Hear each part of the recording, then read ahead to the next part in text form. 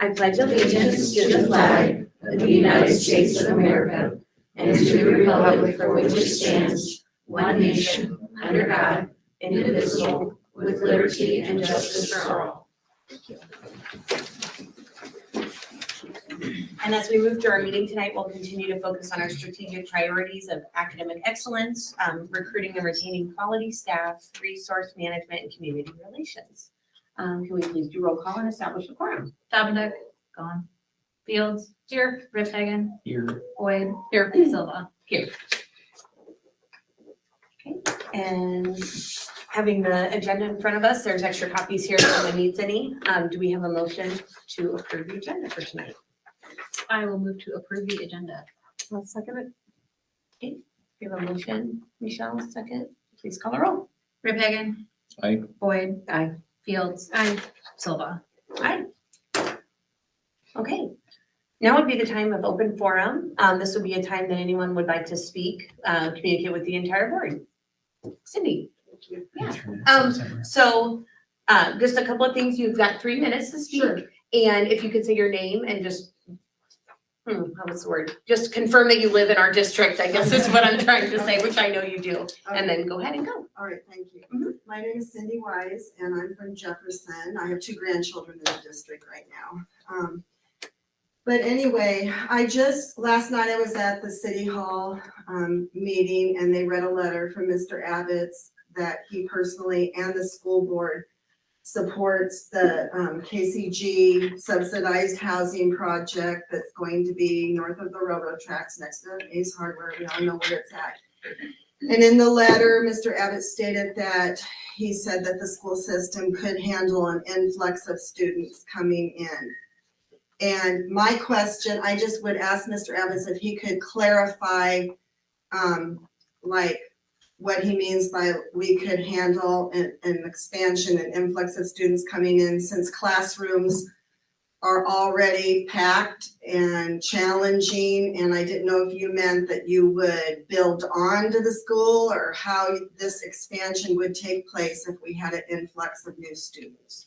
So I would say during open forum, we can't respond, and I would advise him the same, but we can definitely, if you have any other questions too, we can get back to you on those. Do you have any others? Yeah, I think that was because there wasn't very much explanation with the letter. There was a lot of misinterpretation even of where the school board stands on things. Some people had heard this about the school board, some had heard that. You know, we really need more information in the community to get on board with your letter. So I'm requesting if somehow that could be communicated on a radio station, in the newspaper, on Facebook, wherever you would choose, but I feel like it is really needed at this time, so there's not all this confusion. Sure, if you want to just leave your phone number, email address, I'll reach out to you. All right, and then you want me to disseminate it, like I pass it on then? You can do it as Is you that wish. what you're choosing, how to get it out? Yep. Okay, thank you. Thank you. Okay, anybody else for open forum tonight? Okay, then we're gonna move on along here to our consent items. And close some tabs.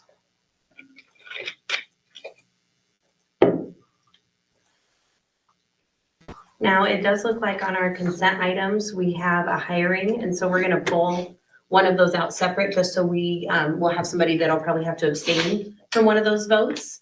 So if our motion could be to approve consent items while pulling out Dina Boyd as a hiring, and then do that separate, that would be great. I would make a motion to approve the consent items, pulling out the hirings and the Yes, please, that's great. and any of the retirements. I will second that. Okay, motion by Michelle and seconded by Tim. Please call roll. Fields. Aye. Riphagen. Aye. Boyd. Aye. Silva. Aye. Okay, and then the next one, we'd like to recognize that we're also hiring Dina Boyd, who's a relative of one of our school board members, and then also our retirement, is the middle one there? Yeah. So we've got 3 retirements in there for Leanna Osberger of 24 years of service, Jean McKenzie Vickers, and Colleen Silliman. Are you doing those 2 motions? that one is all together. But she doesn't need to abstain from, She would need to abstain from the retirements. We can do it as an, so she doesn't need to abstain from the retirement, is what I'm saying. Yeah. so 3 separate motions. Okay, so let's just pull out Dean avoids and get that one done first. Then I would move to approve the hiring. Hiring the folks that are listed on the sheet up there. I'll second that. That'd be great. Okay. Motion and a second, please call the roll. Fields. Aye. Rip Hagan. Aye. Boyd. This is when you're pulling out Dina, so I'm abstaining. Silva. Aye. Okay, And then I would move to approve the retirements of the folks listed on the page up there. I really appreciate their years of service and dedication to our school. And that Colleen is staying on through July. yes. Take hold. I'll second that. Okay, another motion and a second, please call the roll. Boyd. Aye. Rip Hagan. Aye. Fields. Aye. Silva. Aye. Okay, moving on along to any old business. 0. I didn't see any either. Nice. Okay. Moving to reports and correspondence. Yep. Spring break this week. We're more than 2/3 of the way through the school year. So it's here. We have a lot of sports starting on Monday, and it's gonna be over before you know it. I think I put on our weekly notes to the board about got us all the way through to the end of the school year, which is kind of a little scary thing to do, but Yep. Yeah. All the events to graduation. all the and then events, some. all the way through graduation, you bet. So that's it for me. I'm just gonna keep it short and sweet there. Any other board committee reports? Negotiations met, but we'll talk about that later below, so we'll share that down there. Say Greene County Supervisors. We met last month. Nothing really big to report, but it was another good learning experience. Yeah. So Good deal. Okay, there's no other committee reports. You just take a look at the administrative reports. With it being spring break, our admins aren't here this week, but we did have a good report there. If there's any questions on that.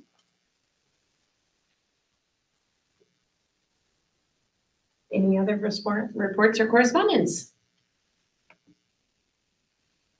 Okay.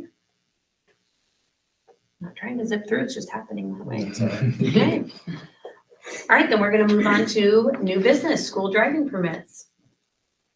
All right, well, you guys are lucky because usually this is like another 20-minute wait before we get to. More like 40. It's been like at 6 o'clock, So you picked 6:15 the the last right couple. time. So I have Isaac and Mason here this evening. Okay. You should both have your form from the DOT filled out. I'm gonna go over just a couple of things. We want to highlight a couple rules. These are not all of the rules. It is your responsibility and your folks' responsibility to know what the rules are, and it is your responsibility to obey them. Okay, so we want to make sure you know that you are allowed to drive on your school permit between 5 a.m. and 10 p.m. And where that can get a little tricky is if you're out on an activity somewhere and the bus rolls in at 10:30, your permit does not allow you to drive home. You need to find another way to stay within the rules. You can drive from your house to school and school to your house. If you need to take a quick detour to fill up for some fuel, that's fine. But you don't want to be like running to Boone to get your gas and drive by, 4 other places, just kind of the most direct route. Your school permit does allow you to drive to other school activities at other schools. So you're not limited just to the high school. If you need to come out here for, football, track practice, baseball, helping out with any of the fine art stuff, that's allowable as well. You can get fuel on the closest route. You can carry with you one other person that's not a relative, if your parents say that's okay. And that means that if you want to pick up a friend if your friend wants to ride with you to school, that is fine, but you don't stop and pick up the friend. The friend gets in with you at your house into your car. So you're not stopping to pick anybody up along the way. Phones. Put the aux cord and Yeah, plug it in, get everything set and ready, get your playlist cranked and rolling before you put it in reverse and move on. This school permit is being granted to you, or will be granted to you, if you approve it, by the school board. So we also have the ability to take it away. And we have gotten phone calls from people turning in some reckless driving, some irresponsible driving. So keep in mind, it's not just the cops. It's a lot. You have a lot of eyes on you. So what else we need to do? So what I would like you to do next, this part is just stand up and tell us who you are, how far you live from school, and why you would like to have a school permit in your town. Hi, my name's Isaac Hoffman, and I live probably 8 or 9 miles away from the high school. And it would benefit me because if I were to go out for sports, and it's just easier than riding the bus. Okay, thank you. Mason? Hi, my name is Mason Lehman. I live about 19 miles away from the school. My school permit would benefit me because it's a long drive, and for some of the sports activities that I do, I don't want my parents to stay in town later than they have to be. Right, that's good, thank you. I think I went through everything that I have there. So I would make a motion to approve the two school permits that we have here with us this evening. I'll second it. Okay, motion and a second. Please call the roll.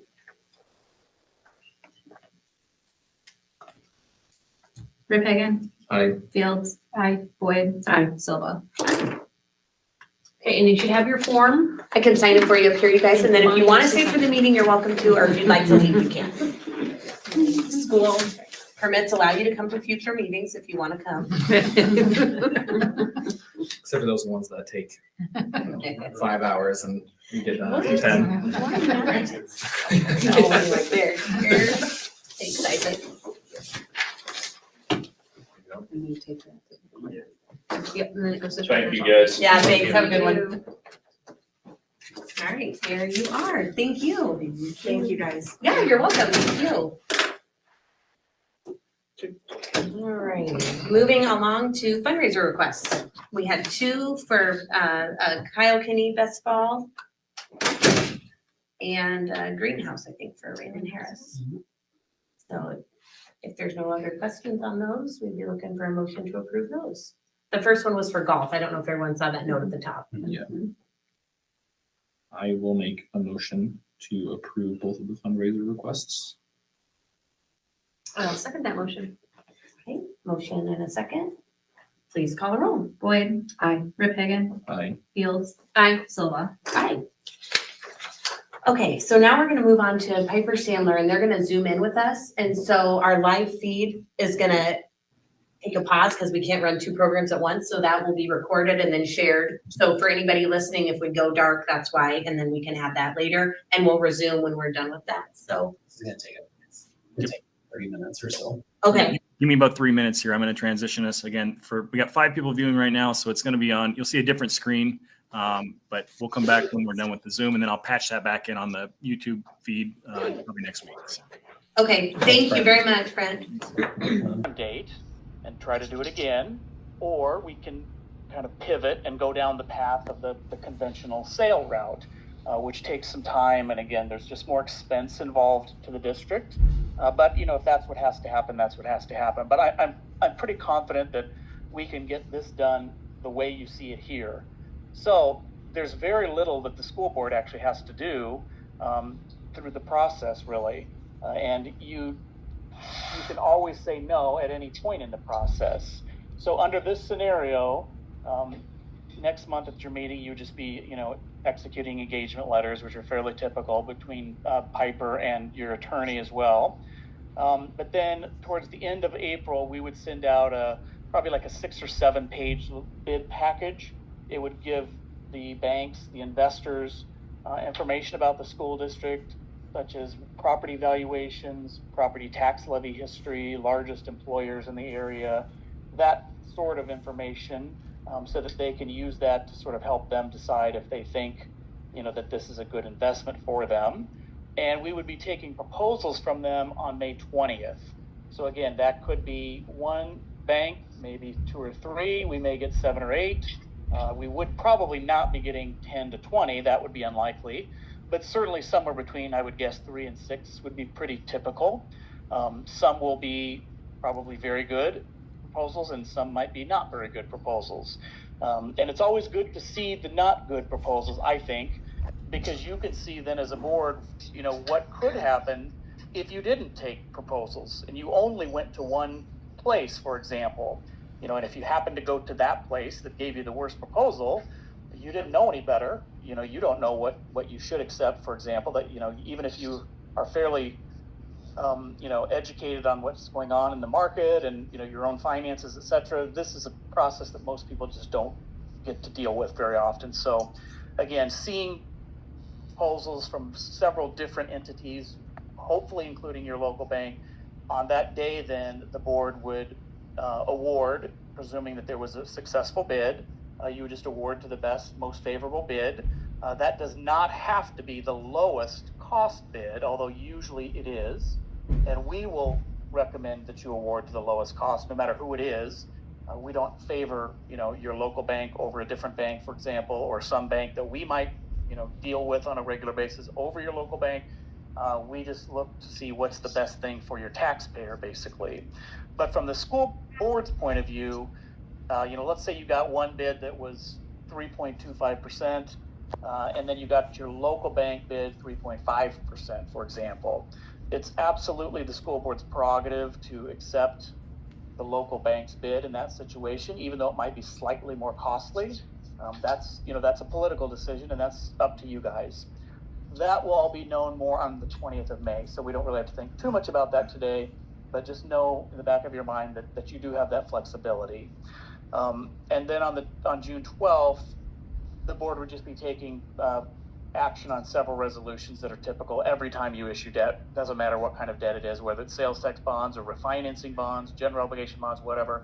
It's kind of the same legal documents, and those are prepared by your attorney. And then the money would come to you on July 2nd. So that's intentionally falling into the next fiscal year so that you don't have to amend your budget for this year and, you know, make changes for fiscal year 24. And it's also my understanding that you probably don't need the money before July 1st, or at least not significant amounts.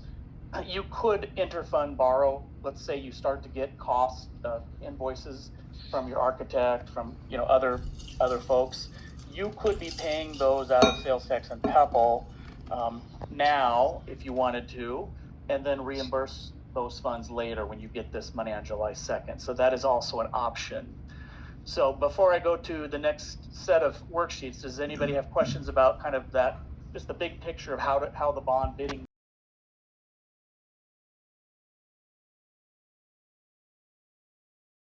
So anything on the timing or any of that, kind of how that timeline is kind of spelled out pretty simple. That makes sense. Okay. So then I'm going to go to the other worksheets, and I hope you can see this as well. I just shared that with them again, Matt. Can you clarify? That's the one that you named, that it's called 2024 PEPAL revised for 5 million net scenario. Well, I have a different name on it, but I think that is correct. Is in the bottom left-hand corner, does it say negative $281?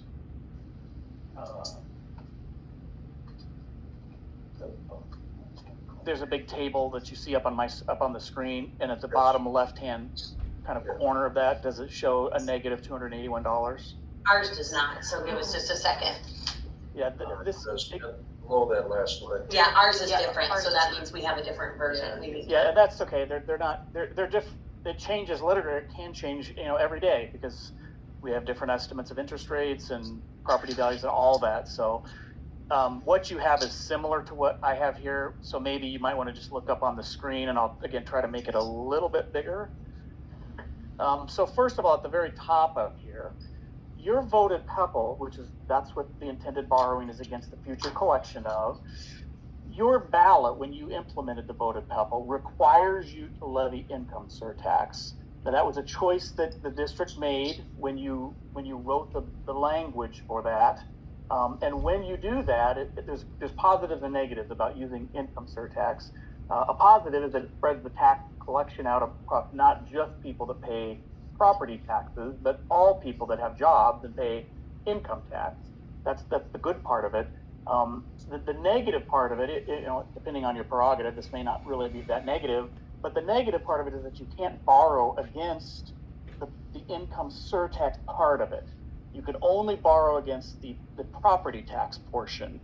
So when you have income surtax on your ballot, it does restrict the amount that you can borrow against.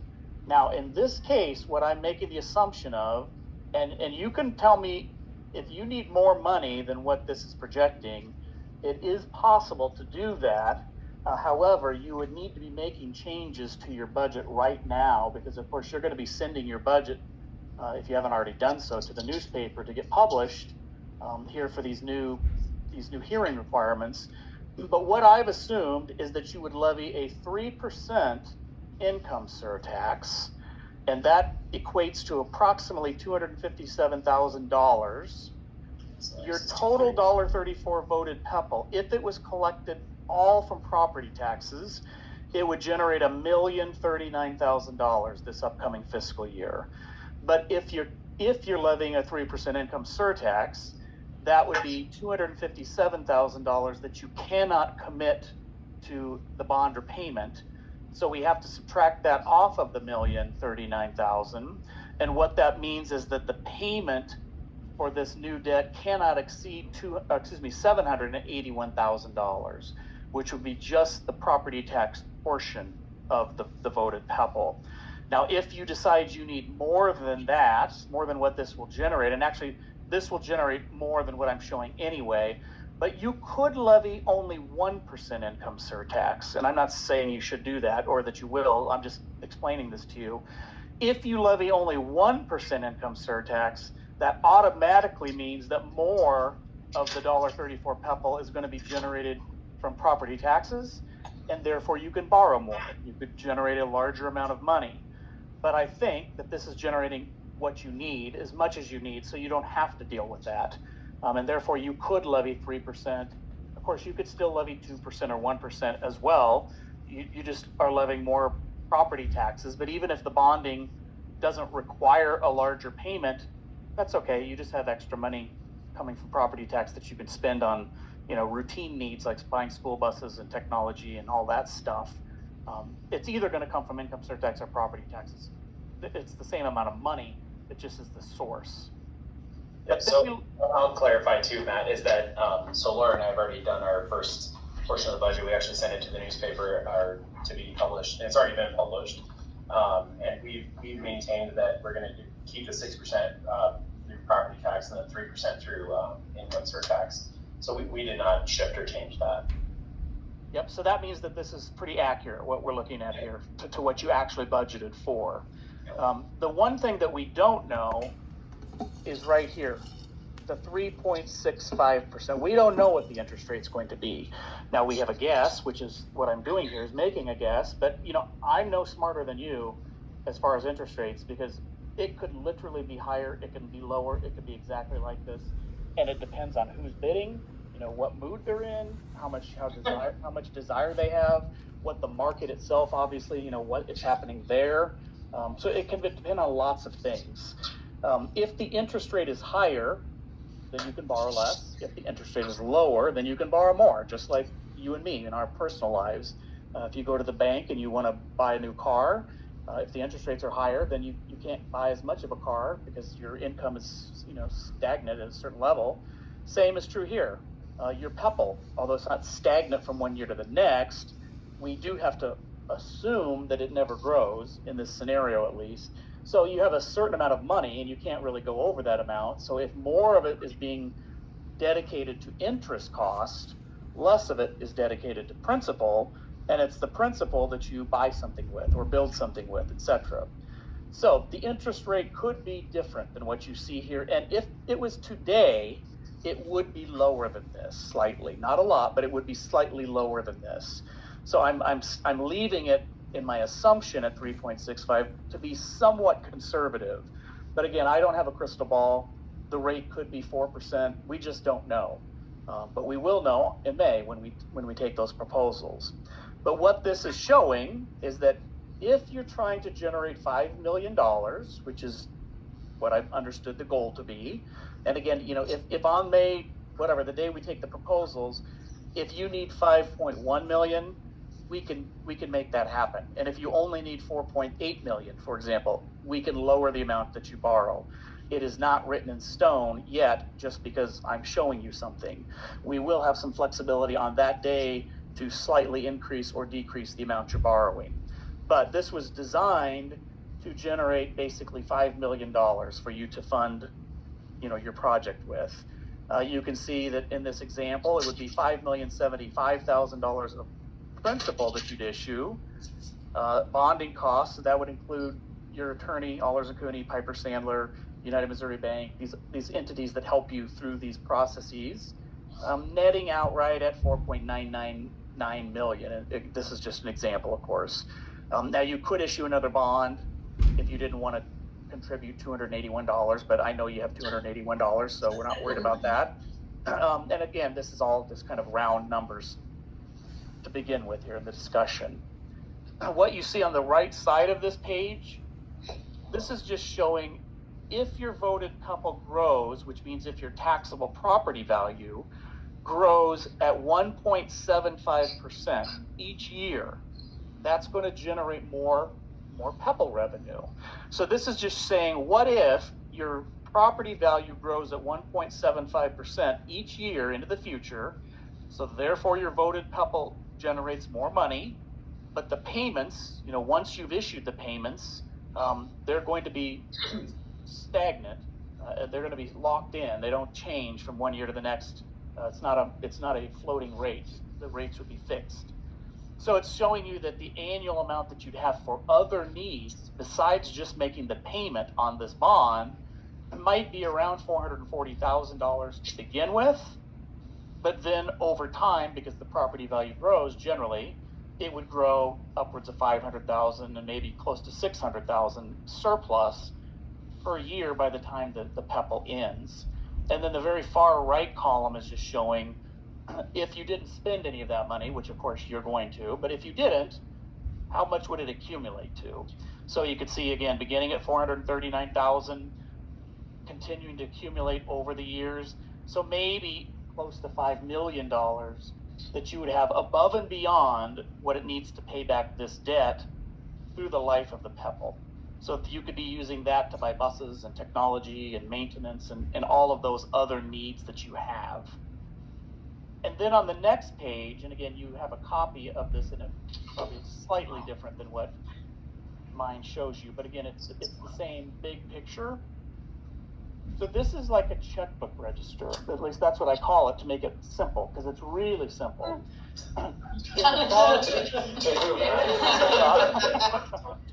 Well, think about your checkbook register. These are bigger numbers than probably most of your checkbook registers at home, but it's the same concept. In the far right column is just the balance. So you had $2.5 million in the bank in December.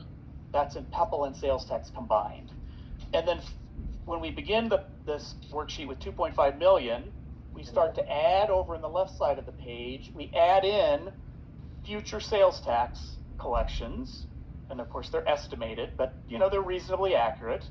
We're adding in future voted PEPL revenue. We're adding in future board PEPL revenue. So all of that revenue is coming in, and then we're subtracting out the payments on this debt that you're contemplating issuing right now. So those are the payments that are coming from the prior page, the 76,000 and 522,000. And you also have a sales tax bond that you issued back in 2020. So those payments have to come out of this as well. You got to make those payments.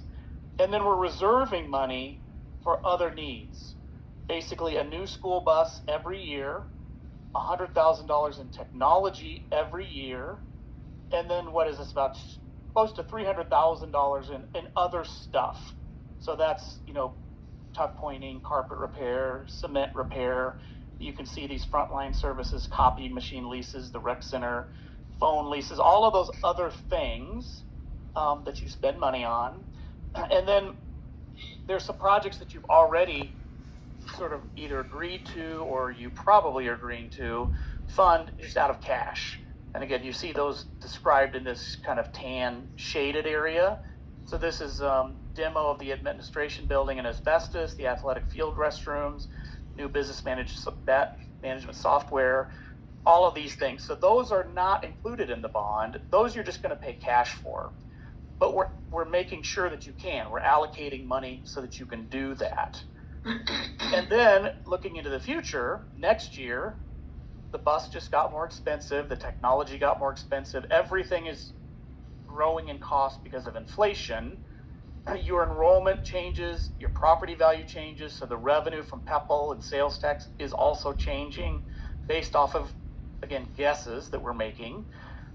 And it's just showing you in the very far right column, just like your checkbook register at home, your checkbook register goes backwards in time, right? It shows you how much money did you have at a certain point in time. This is the same, except it's going forward in time, and it's saying, okay, how much money might we have a month from now, 2 years from now, 8 years from now, 15 years from now? And you can see that if you begin with 2.5 million, which you did have in December in the bank, start to add all of this revenue, subtracting out expenses, project costs, bond payments, etc., you still are going to be accumulating more and more money, even with the bond payments. And you're going to accumulate, you can see here, again, these are not exact numbers because we're making guesses, but it's very likely that within the next year, you will still have accumulated somewhere between $2 and $3 million in cash. The following year, you might have close to 4 million, 5 million. You can follow that schedule down to the next page, on to the following pages. And if you go all the way out to the end of it, which is in 2051, that's a long time from now. That's when the sales tax ends. That's the reason why I go out to 2051. That's when the sales tax ends. You may have accumulated, which again, you will not have accumulated this, you will have spent it, or spent a lot of it. Yeah. But you will have the ability to have spent close to $50 million on other things. That's besides, above and beyond this $5 million project, above and beyond the buses and the technology and the maintenance, because that's all already included in here.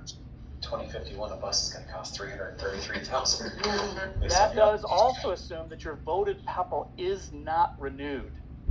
Now that's a huge assumption. Most schools do renew it, and yours does not come up for renewal for another 10 years. Obviously, you just renewed it. So I don't assume that it comes back.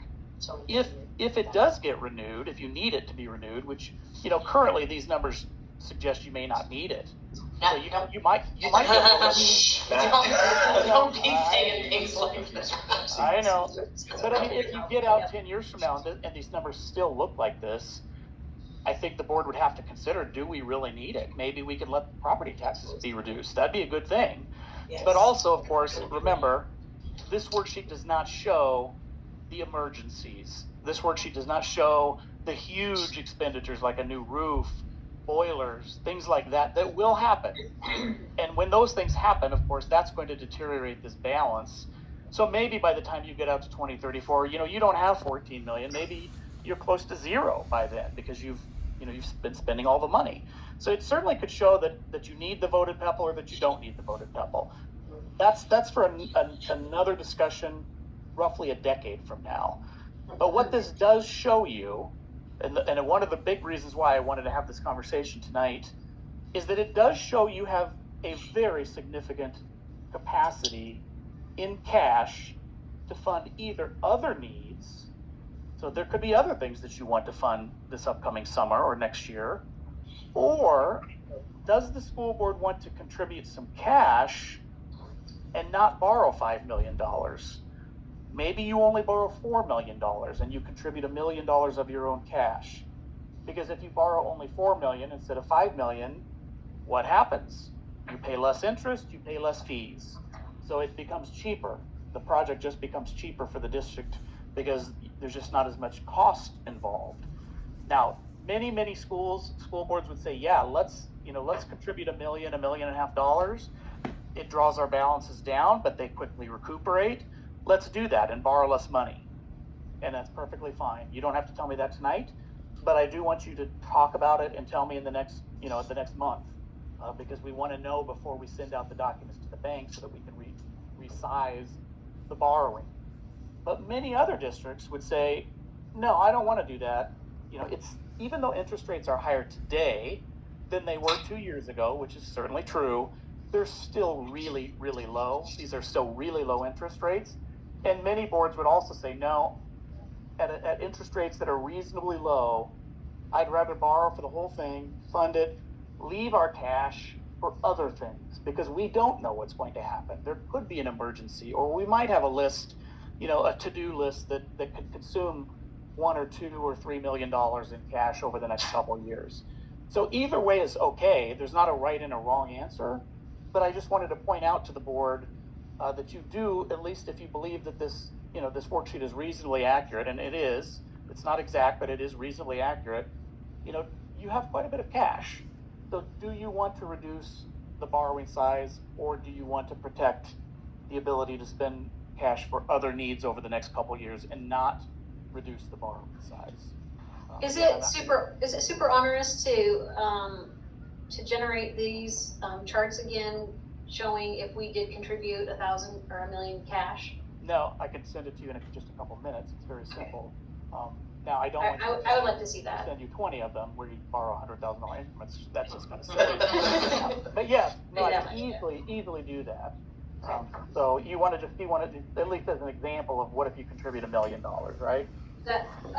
I'm just like throwing that out. I just want to see what the difference is. Yeah. So I'll send you this one so that you have this one for sure, since you have, I think, a little bit older version of it maybe. And then I'll send you another version that shows you spending $1 million, lowering the borrowing, and what does that look like? Awesome. Thank you. And then you can eventually tell me, in the next few weeks, yeah, we like the $1 million cash, or no, we don't want to do that at all, or let's do 750,000, or let's do 1.2 million. Whatever you say is fine with me. I just want to know so that I can adjust the documents before we send them out to the banks. Yep. So does that make sense to you guys, what you're looking at here, what we talked about? It does. Yep. Thank you. Okay, any other questions that you have? Otherwise, that's all I really wanted to go through, unless there's something that you all want, specifically to talk about. And it doesn't have to be about this borrowing either. If you have questions about bonding, sales tax. So Matt, can you just explain? So I give you 5 million just as as a ballpark, even though I know it's going to be considerably less than that. So let's say we get our we move forward with this and everything works out to be, let's say 4.2, but we've already said we're going to borrow 5. So that remaining $800,000, what can we do with that? Yeah, that's a good question. So it would only be if you don't have the bids in hand, the construction bids in hand by May 20th. So do you have an idea of when you're going to take the construction bids yet? Not at this time. We got to make sure that this is the direction that we want to go first. Yeah, okay. Yeah, that's fine.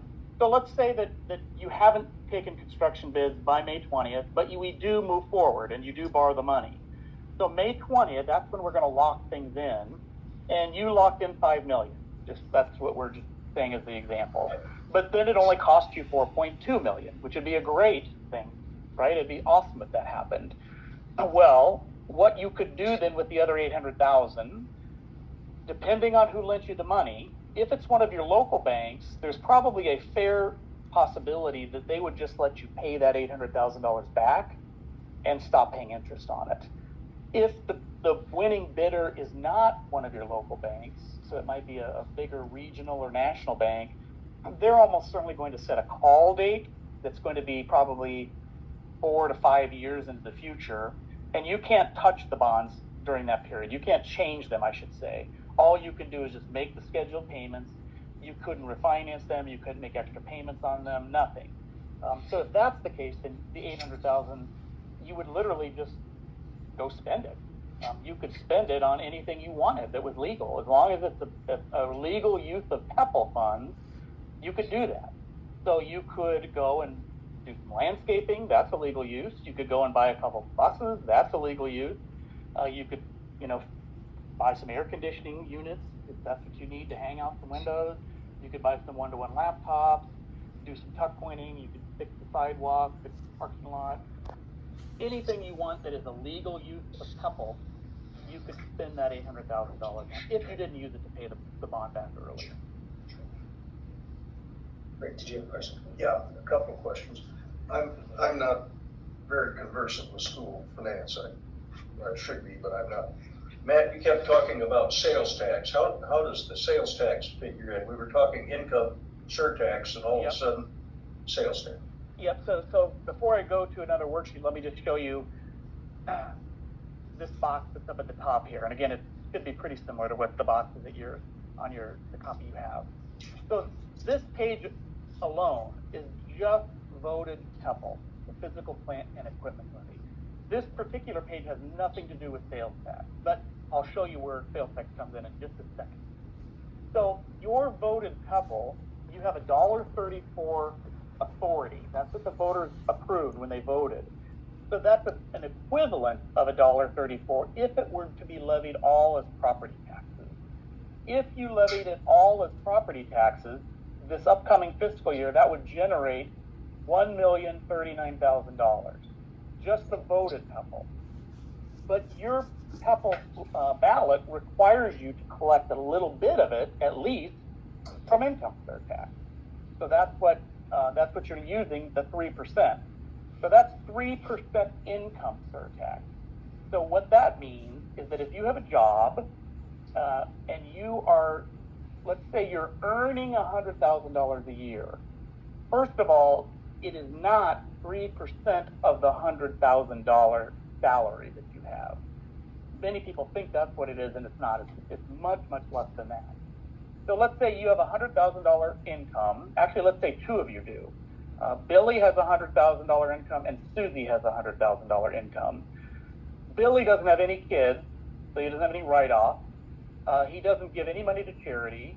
He doesn't donate anything. He doesn't do anything to get any write-off.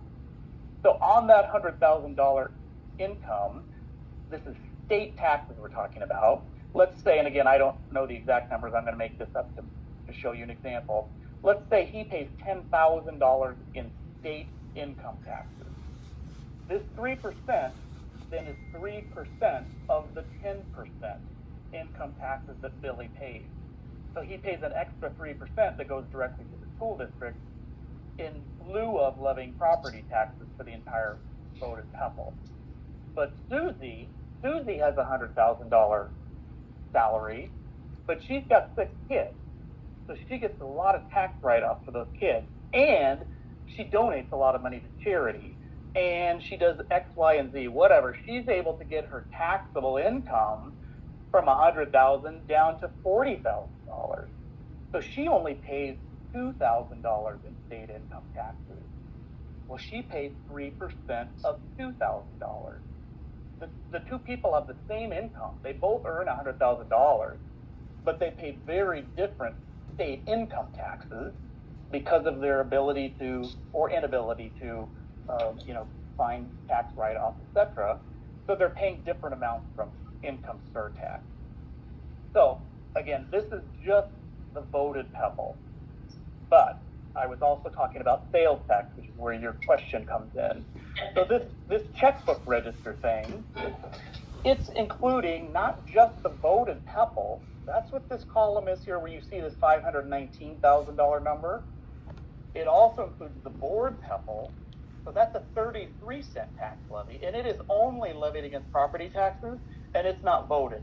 The school board just has the authority to levy it, and you do levy it. Every district is going to levy it because you can.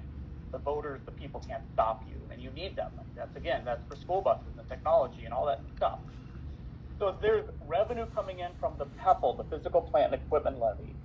But also in this worksheet, in these blue numbers, is sales tax revenue.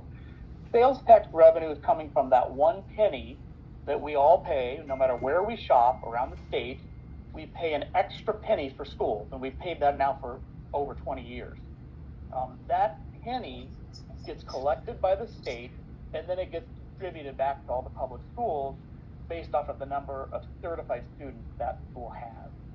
So in your case, that's what this 120-ish $100,000 a month revenue is. Sales tax revenue is the same thing as PEPAL revenue these days, in that you can spend it on the same types of things.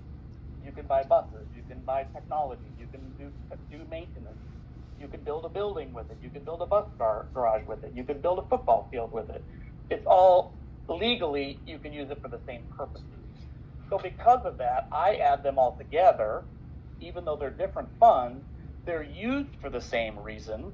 So I add them all together in one great big pot of money to say, okay, how much could we spend? It doesn't matter if it's coming from PEPAL or sales tax anymore. It's just how much do we have and how much can we spend? So this checkbook balance that you see on the far right side, it's including both of those things, sales tax and PEPAL monies. Does that make sense to you? It does, yeah, it does. Now, you can do this borrowing from sales tax as well. However, borrowing from PEPAL is much cheaper. It doesn't, the fees are less, the interest rates are lower, and you do not have to have a public hearing. With sales tax borrowing, which you did not have to do, I don't think the last time you guys borrowed, I can't remember exactly the dates of all that, but now you have to have a public hearing to borrow from sales tax, and citizens can petition the school board and stop you from doing the project. That is not an option with PEPAL. So not only is it a cheaper way to borrow, it also is an easier way. The school board can do what the hell you want to do, what you think is needed without, and I don't mean this to be, yeah, the citizens, the people of the community, obviously, you know, you're working for them. It's the citizens' money, but you know that oftentimes the citizens, they don't really know what the district needs. They don't think that you need X, Y, and Z because they didn't have it when they were in school 50 years ago. They don't understand that the world has changed and that education has changed. So they may not think you need whatever this new thing is. So when you borrow from PEPAL, they can't stop you from doing it. And you know, that can be positive or negative depending on your personal, you know, prerogative. But I think that's a positive thing because I think the school board should know what the district needs much more so than your average citizen. Okay, Greene County, like all other counties in the state, received a huge increase in valuations. Yes, you sure did. And since the voted PEPAL, at least the property tax part is a fixed $1.34 less whatever the income tax surcharge is. Have you factored in what the increase in the amount of the property tax money? Yep, I have, because if you see on this page, in the top right-hand corner, I'm using your January 1 of 2023 taxable value. That's the newest value we have. That's the new one. It's Right. a year old, but we are always a year behind. Right. So this 775 million, that is the higher number that grew by, and I don't remember off the top of my head what years grew by, but the taxable value in the district, this $775 million number, it grew somewhere between probably 8 and 12%. That's pretty common across the state. Now, don't get that confused with the assessed value. The assessed value is what that letter that you got in the mail a year ago from your county assessor, they sent it to you, and you probably just about had a coronary when you opened that letter. Because that letter said, all of a sudden, your residential property or your ag land, whichever you might own, because both of them were significantly impacted, went up in value by maybe 20 to 30%. My house right here that I'm sitting in Urbandale, the assessed value of my house went up 29%. Bedford School District in southwest Iowa, the entire assessed value of the whole district went up by over 40%. But the property taxes do not go up by over 40%. So your assessed value very likely went up, again, I don't have the number right in front of me, but probably somewhere between 15 and 25%, the assessed value. But then because of a rollback and because of tax credits like homestead credit, family farm credit, military credit, those various credits that some people get, that reduces the assessed value down to the taxable value. And that's what you see here is the taxable value. So the levy, the $1.34 or the 33 cents, or just your general fund levy or your management fund levy, et cetera, that is applied to the taxable value, not to the assessed value. So you're correct and astute to think about that. Your voted PEPAL and your board PEPAL, because the levies are fixed, $1.34, 33 cents, they're going to generate more money. Now, they're not going to generate 29% for my house and 40% at Bedford, because it's not levied against the assessed value, it's levied against the taxable value. But it is going to generate that 8 to 15% increase in revenue. Now, if you were really against that, I don't think probably most of you, since you're on the school board, are super against it, but you don't have to levy $1.34. You could levy $1.32. You could levy $1.21. You could levy 10 cents. In any given year, you don't have to levy anything. You can levy nothing. Now, once you issue the debt, however, presuming that you do issue the debt, you will not be able to levy less than what the debt payment is, because obviously you're indebted by that time, and now you have to levy that amount. But you can see the $1.34 generates about $1 million, but the payments here are roughly $600,000. So you could still decrease the amount of voted PEPAL that you ask the taxpayers for in future years. You just have to levy enough to make this payment, but it doesn't have to be the full $1.34. Okay, one more question, and I'll get out of your way. No, you're fine. The governor and the majority party in the legislature are talking about completely eliminating Iowa income tax in 2 or 3 years. Yes. If that happens, then there's no income surtax to help with the voted PEPAL levy. It would all have to come off property tax. Is that correct? I literally love you. You. He would love you. He loves you. Nobody sitting at a school board meeting, and I go to school board meetings all the time, no school board member sitting at a school board meeting has thought of that or asked that question, but you are 100% correct. I'm not a board member. They still I'm one of haven't. the media. Oh, okay, I got you. So yes, that's right. If there is no income tax, there cannot be an income surtax. So that means that it would all have to fall on property taxes. So I don't think Kim and her posse understand that when they reduce income tax to 0, it's going to levy more property taxes. And they also want to get rid of, lower property taxes all the time, which I'm not against that, but you can only lower it so much and still pay your bills. Well, if they're going to actually lower or maybe eliminate income taxes, it's going to force the property tax to go up on the very people that are supporting them. So you are totally correct in what you just said and what you assumed. Thank you. Thanks, Rick. Yes. So any other questions that the board members or media have there?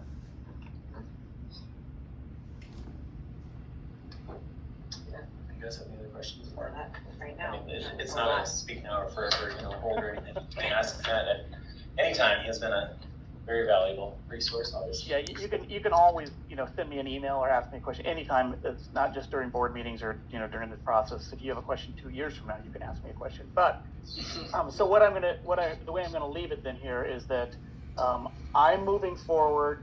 Well, I'm gonna send you the $1 million difference, right? I'll send you those 2 scenarios. But unless or until you tell me anything differently, I am moving forward along the timeline that we discussed, and I am moving forward netting you the $5 million from the borrowing.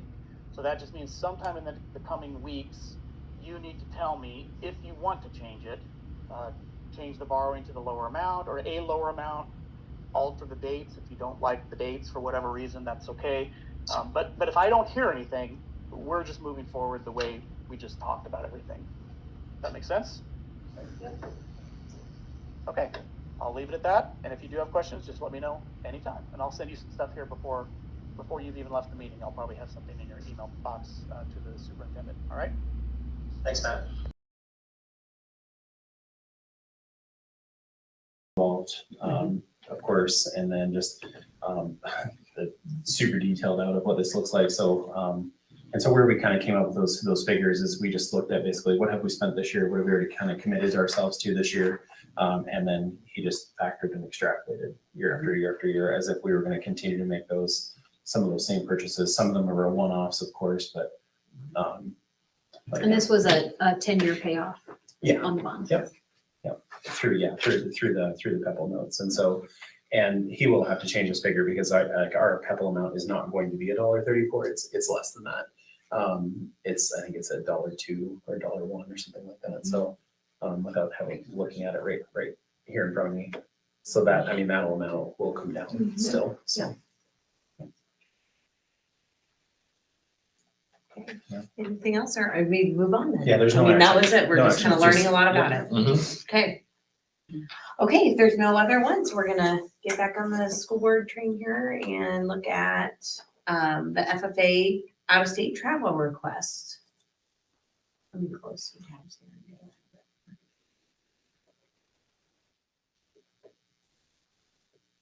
Okay.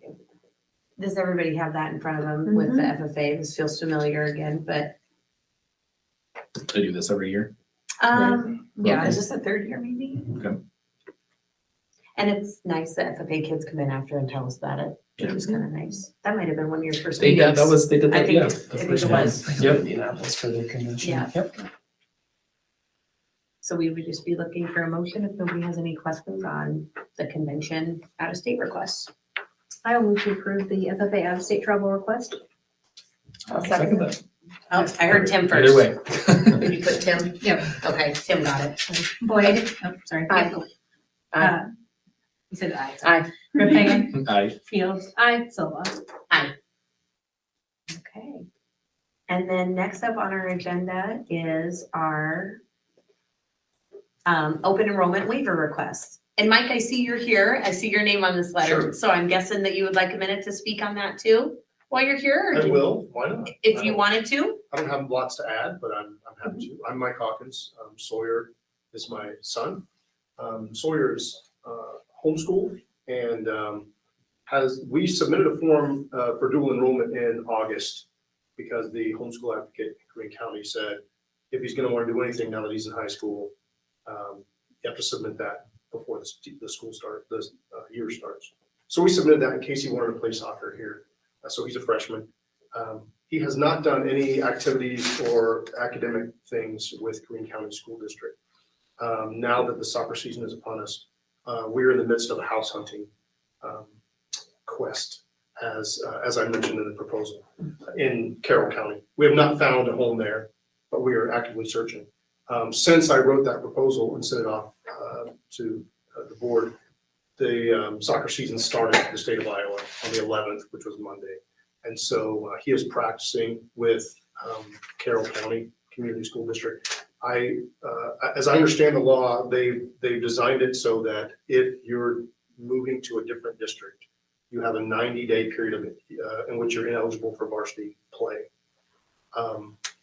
So I understand that. And I also understand that they submitted in that new subparagraph 10 that school board members have the authority to waive that ineligibility period. I read through the list of things that would give good cause for that period to be waived that the Board of Education wrote out. And I'm not sure what else falls into your purview, like what is outside those things that they thought could be waiverable.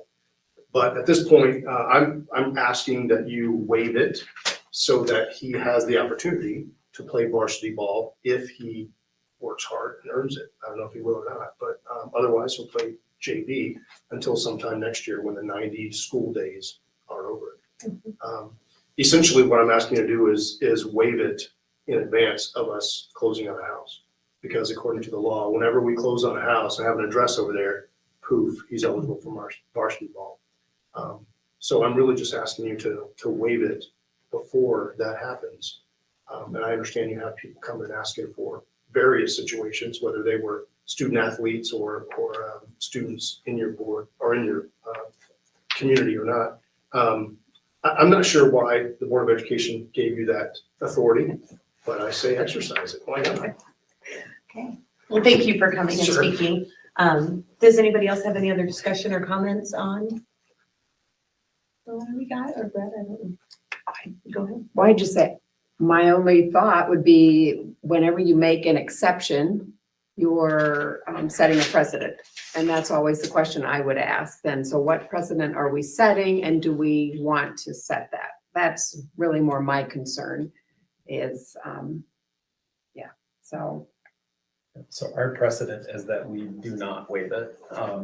We actually had a student this year already who open enrolled from Greene County up to another school district. We did not waive it. And then likewise, that same school district had a student open enroll to us who missed all of volleyball and all of basketball except for about 5 or 6 games there. So both students on both sides had to miss that same 90 days. And it's been a common practice that we have not waived this 90-day period in the past.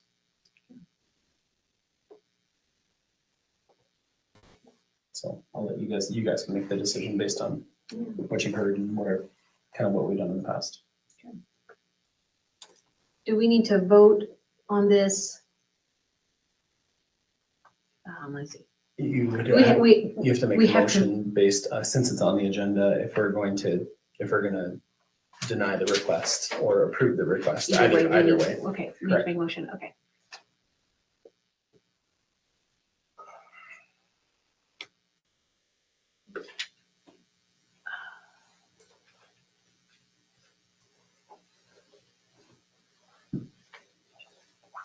So then do you make the motion to approve the open enrollment waiver? Or you make the motion to. Or to deny. Deny One or the that. other. Either way. Okay. I would make a motion to deny the open enrollment waiver request. I would second that. We have a motion and a second.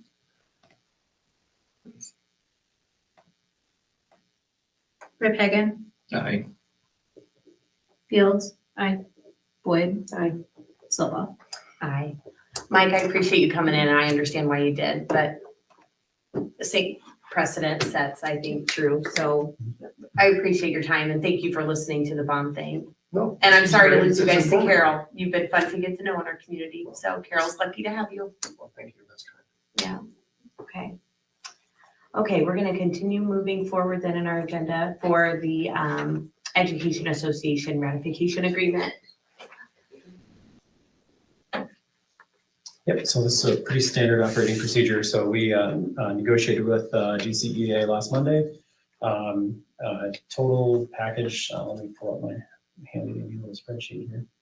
Total package increase with the union, including insurance rates, and all the increases ended up being a 3.22%, I believe is what it ended up being. It was a 3.22% total package, an additional 2.96% on from the base. So it's not a 2.96 for everybody across the board. It's 2.96% off the base as an increase. One of the things that we did keep the salary schedule, however, we modified it. So instead of it being a 4% by 4% salary schedule, it's a 3% by 3%. And removed longevity steps, and then just took the salary schedule and just pulled it down. So it'll basically never run out. So people can continually advance across or down the salary schedule rather than kind of hit those plateaus that we've had in the past. So it kind of, we took all of those out. And then I think that was sort of the big ones. Obviously the contract's going to stay the same, 190 days for paid holidays, 2 are compensated for parent teacher conferences. 2 pages worth of a salary schedule there. What happens when you pull it down? Yeah, and so this obviously doesn't take into consideration kind of the teacher salary minimums or anything like that. It won't include that, and there's an agreement between the school board and GCEA to leave that out because that's being funded through TSS, and we don't know where that dust has settled just yet. We just know it's going to be $47,500, I think. Whenever they finally go through Ways and Means and all the other fun stuff, and the governor actually signs it. So, Is this a single year? Yeah, it's a year to year. Okay, We okay. negotiate every year. So then next year, will the first step, will that change to the 50? or the 47? Nope, so it's 47.5 this year, or well, next school year, and then it's 50,000 the year after that. And then so the year after that, which will be the, 26, 27 school year, then all of that will be factored into our funding formula. So then, yes, Okay, then it would Then it will change change. Gotcha. less whatever we have for TSS. Okay. So I put it, so the salary schedule that you see here is just base. It does not include TSS, which we're estimating that TSS is gonna be $6,200 per year per certified staff again.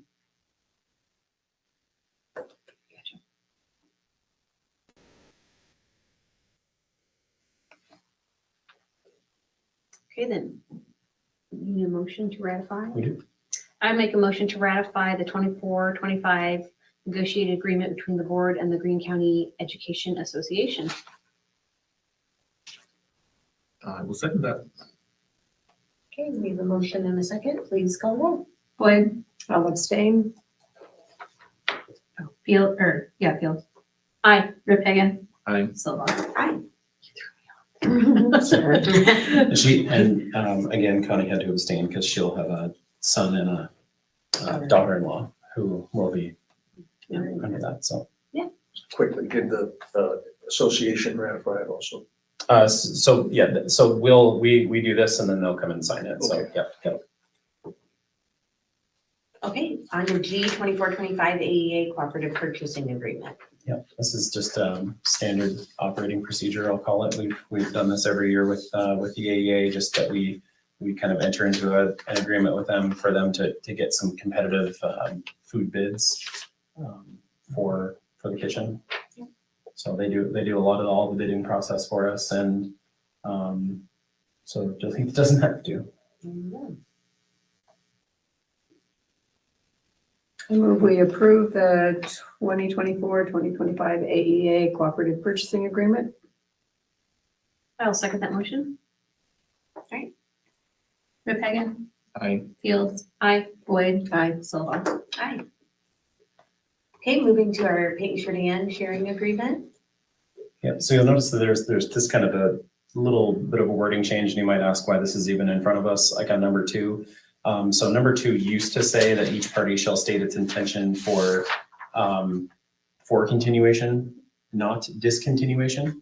So it's just a subtle word change, and that if we didn't notify by January 15th of the year it was set to expire, that the agreement would be discontinued. And so we agreed to shift that language there so that if neither notifies by January 15th, it's just assumed that it'll remain and continue. And so. Brent, are you back No, on? Brent's not on. Whoever that is, can you please mute?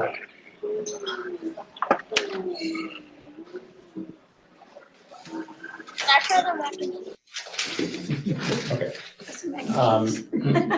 So this involves all of the things that we do with Creighton Sheridan's for their students to come down and participate in our classes, for them to participate in athletics, and kind of what those amounts are going to be.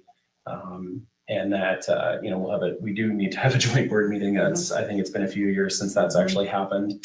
But just I think to talk about the sharing agreement, how it's going, and kind of things like that. So Creighton Sheridan does have a new superintendent that they're going to be entering into an agreement with. Actually, we've already done it. So, and I know they've already sent out a letter. I believe it came from their board president. That said that there would be no shift or change in what's already present in the sharing agreement. So they kind of demonstrated their continued commitment with us. So I might have a question on number 5, yep. athletics. If a student joins after the first week, Mhm. do We still build them. we still bill them Oh, yeah. for that? Okay. We may. I don't know if we prorate it at all. I think we No, just we build just them for the I full mean- mill. Okay. Yeah. So sign up for it. Yep. What do we need to do to ensure that we get a joint board meeting negotiated? Craig and I, well, great for now, Craig and I, and then moving forward, Brian and I will need to set up a date. And then, so I think there's a committee. And so this says we'll have a standing committee, which will be 2 board representatives from each district. One has to be Bonnie, and then me. Will kind of be on that committee. And so, but I think I just leave it up to Brian or Craig and I So we can still meet with Craig while he's there, or, I mean, I'm sure Brian would come and participate, so. When do they turn over? He'll start Leadership. July 1. July 1. Yep. Okay. And I think it would be, I mean, if we're gonna have a joint board meeting, I think it would be better to wait until after the new superintendent is. Probably, yeah. I wouldn't try, I guess. We Squeeze one in before then. could aim for, July or August or something like that to do that. So, And even though two only have to be there, is everybody welcome, or do they purposely keep it not a quorum? You know? In the past, it's been everybody. Okay, And they've so, established quorums. Okay. Yep, we just hold it as a special meeting. yeah, Who has signed it? Who's the signature? It's the PC board president. somebody like Dave Palmer. That was his I name. just want to know his name. Yeah, I can't Dave. read it. Okay. Yep, and I think he just got on again in November for 4 more years. So. Okay, well, I think if anyone wants to make a motion to go ahead and, I'll move that we approve the Patreon sharing agreement. I will second that. Fields, Cindy Dobendick is here, so I can vote if you would like. is it easier for her not to? it's probably just easier if not, no. Yes. That's just fine. Okay, thanks, Cindy. Now where was I at? You're just calling names. Okay. Fields, aye. Rip Hagan. Aye. Boyd. Aye. Silva. Hi, thank you, PC, glad to have you. Absolutely.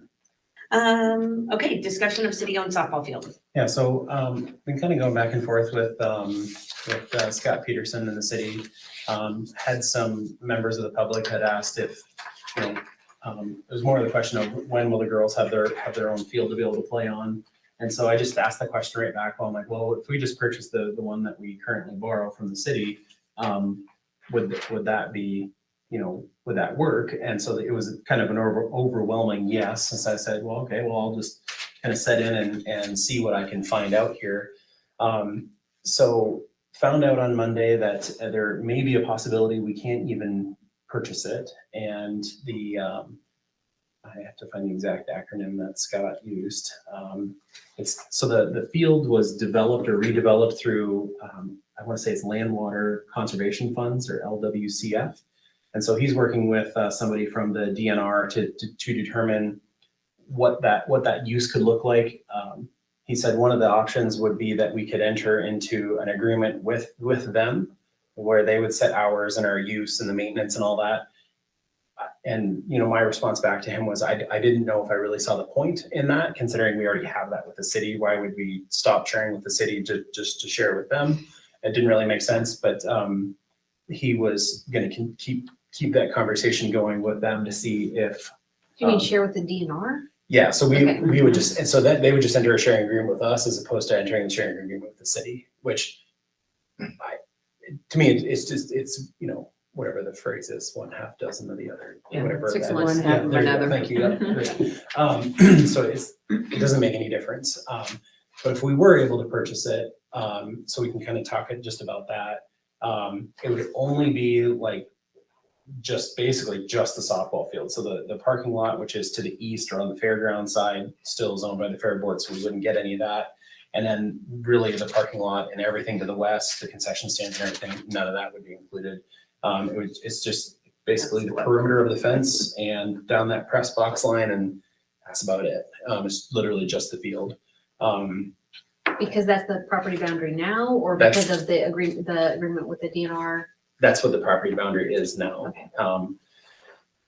So I've got just some estimates just to kind of give you an idea, just on utilities, would be about $1,500 a year. Insurance, Jim Unger said, I estimated at 5,000. Jim said he didn't even think it would be half of that. Estimated maintenance costs, including like fertilizer, mowing, all that stuff, at somewhere in the about 5,000 for the year. Some of the expected or needed repairs, probably going to need to replace the scoreboard, probably going to need to replace the lights that are out there at some point, probably going to need to build a concession stand that's closer to the softball field, may need to look at like fencing, dugouts, batting cages, just general upkeep there kind of thing. I kind of had an all-in cost, an eventual cost. I mean, when we talk about like repairing light poles and replacing a scoreboard and things like that, we'd be looking somewhere in like the $200,000 range. So. Which would be a one-time cost or a yearly Yeah, cost? well, the lights and the scoreboard, yeah, it's gonna be a one, Yeah. hopefully it's only one time. But like an ongoing cost, we're looking at somewhere in the neighborhood of probably like 10 to 12,000 a year or so. And that's just with insurance, maintenance, utilities. And that's purchasing? So if we were to purchase, those are things that we would likely And have then to do. do We we don't have have a to do any of purchase, do we have a purchase price? We don't have any purchase price at all. This is really just a more of a discussion of, do we want to, is that something that you want me to keep pursuing? Like, what are your thoughts around that?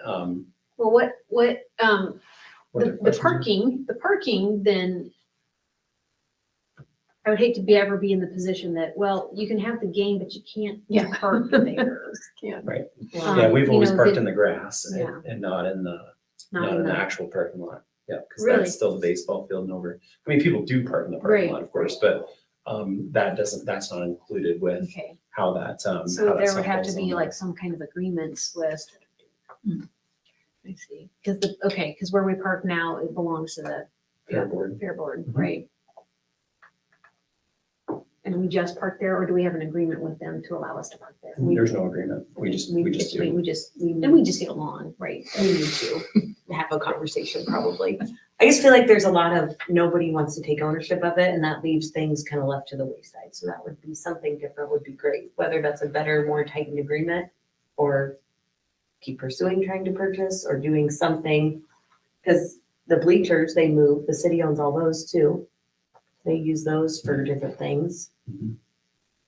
What do we pay now? Do we pay? So we are in a 2080 agreement with the Mhm. city that includes the rec center and the softball field. We pay $10,000 a year for it. Back, I'd say 4 or 5 years ago, we used to have mega nights and we used the rec center.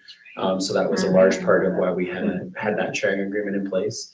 Obviously, we don't really do mega nights anymore, where we'd have like games going at all 3 gyms. Back when we had the old middle school gym, so we'd have that, the rec center and whatever, and middle school here, but we don't do that anymore. Or at least it's not really in our schedule to do that anymore. But it's been something that we've always had, and that also gets us all the maintenance and whatnot between us. and the Right, so city. right now, the city's supposed to be maintaining it and they're the ones. Yep, and then if there was like a major repair, like if we need to replace like 2 light poles or something like that, the city and the school district would kind of come to an agreement and basically go like, maybe go 50-50, maybe go 60-40. We'd come to whatever the agreement was for us both. Well, we should do that before we try to buy it. Yeah. Is there, I'm kidding, for anybody listening, is there anything that's not working with the current scenario? Other than we don't actually own it, it's not in our possession for our place. That's, I mean, and I completely get it where I'm hearing it from. I completely get it as to why they want their own space. And everybody else, honestly, I think everybody else has their own space. I don't think there's any, I think they do, except them. So that's, I mean, and when that kind of hit me, I was like, oh yeah, they really don't. I was like, okay. So then that's where that kind of really kind of thrust me into the research mode there. And whose parking is on the east? It's more on the east side. The No, grass. Not the, no. The east is the city owned is lot. East is, East is, this was the city the owned. grass. Okay, Oh, Yeah. yes, right, yeah, yep. so that is city owned. It is. Okay. And we can still park, like people can still park Well, there. yeah, Yeah, that's where we park. Yeah. So that wouldn't go away or anything. Like, I mean, it wouldn't be like, it's public parking really. So Okay. I just don't know a lot of people park in that grass area, so. Okay. so do we need to, is step one figuring out where things sit with the DNR? Yeah. Before we can really. Yeah, and really this was kind of more like of a one to let people know that we're talking about it, to generate any other questions or, what other research do you want me to do and what else do you want me to dig into or what else am I not thinking about kind of thing. Is there anything at the baseball field that we have at the baseball field that we don't have at the softball field, like, I don't think there's locker rooms or anything over there, right? It's just, we got a couple dugouts and, right, and we've Fence, got, a fence, a scoreboard, and yeah, there's a pitching, there's like a batting batting cage. cage, but we do There's have one a, down we there as do. well, yeah. Yep. Yep, okay. So there wouldn't really be anything,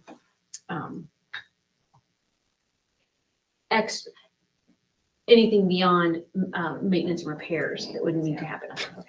Yeah, and Scott did email me earlier today and said that they went out and tested all the lights in the scoreboard, and that as of right now, everything's in working condition. So we may not have to replace anything. I just put those on as a, well, Yeah. we're looking at replacing the lights at Wandusca. So I just said, well, how many poles do we have? What would that look like? Kind of thing. So. Yeah.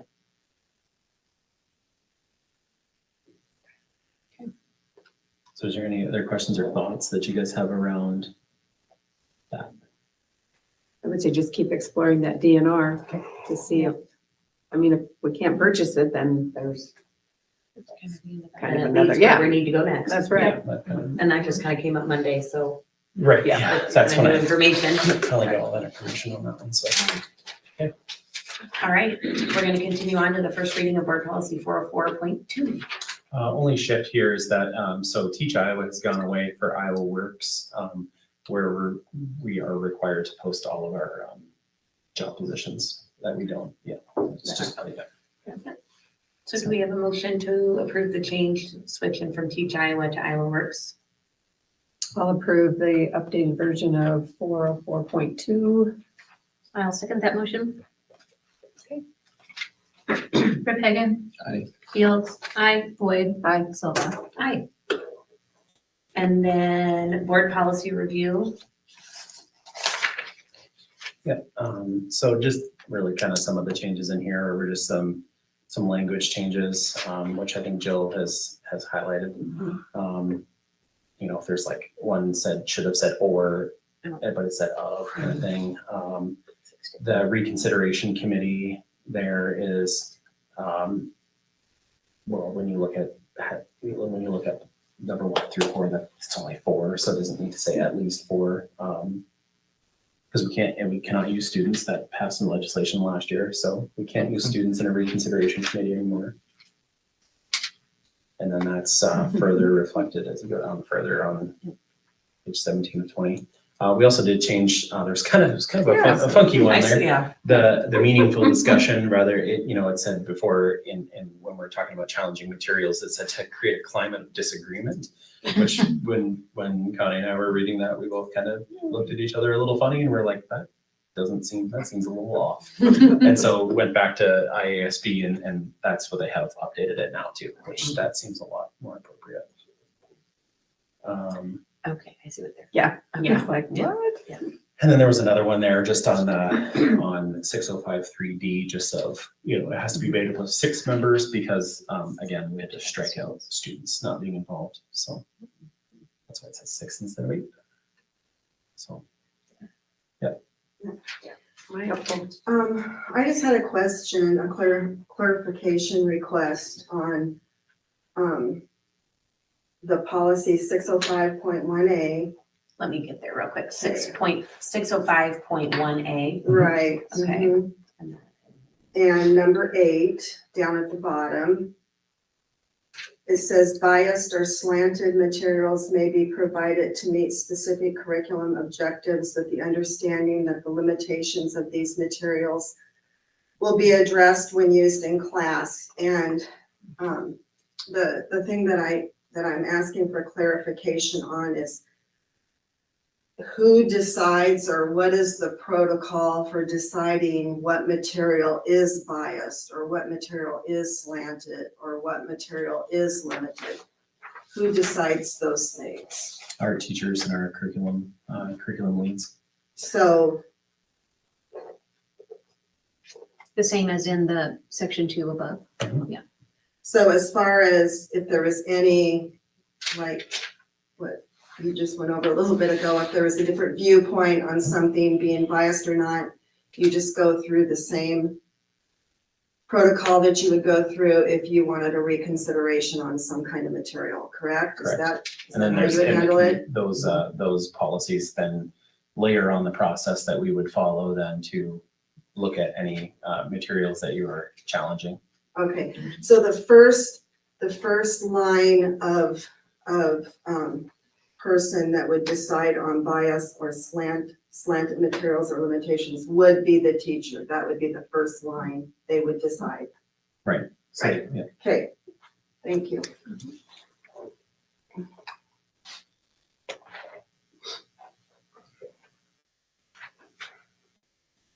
I do wish that the state board, school board would be consistent with their, certified person, licensed person, teacher, and faculty. They're all the same person, but they use all 4 words. But anyway, just saying. Well, I would move to approve board policy 604.9 through 605.3E5. I'll second it. Rip Hagan, I'm Fields, aye. Boyd, Aye. Silva.